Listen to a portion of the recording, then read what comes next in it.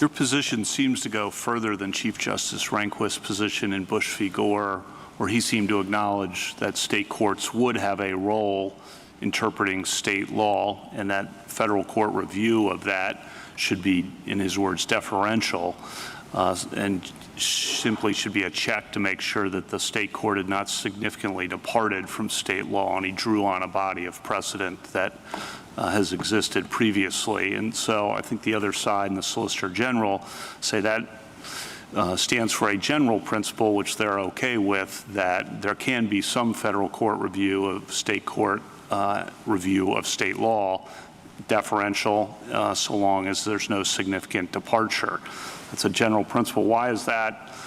Your position seems to go further than that, and where are you getting that out of Chief Justice Rehnquist's concurrence, or are you saying that was wrong? No, Your Honor. What we're saying is that we have that was dealing with statutes, we're dealing with constitutions, and we have an even more deferential, a maximally deferential position. We say just take whatever the state Supreme Court says the law is, the substantive law is, just take it at face value. Do not examine in any way whether it is novel, a significant departure, an impermissible distortion. Just take it at face value and then assess, did it place a substantive limit on the state legislature? So we would defer entirely for purposes of our liability arguments in this court to and assume that what the North Carolina Supreme Court did here was correct.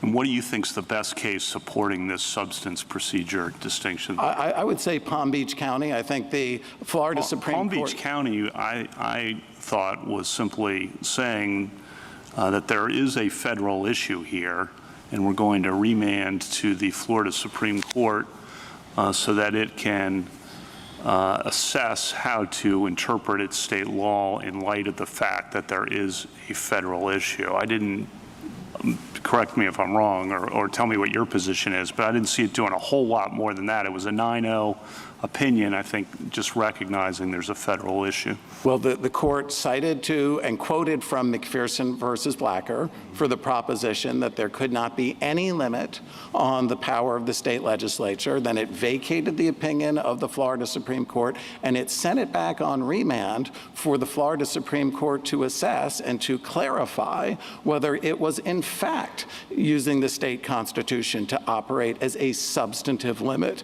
And the Florida Supreme Court understood, because their prior opinion had gone on at some length. Did it say substantive limit? It said, it says, quote, that operates as a limitation upon the state in respect of any attempt to circumscribe the legislative power, close quote. It didn't use the word substantive, though. Well, any limit. So maybe it's even more robust, but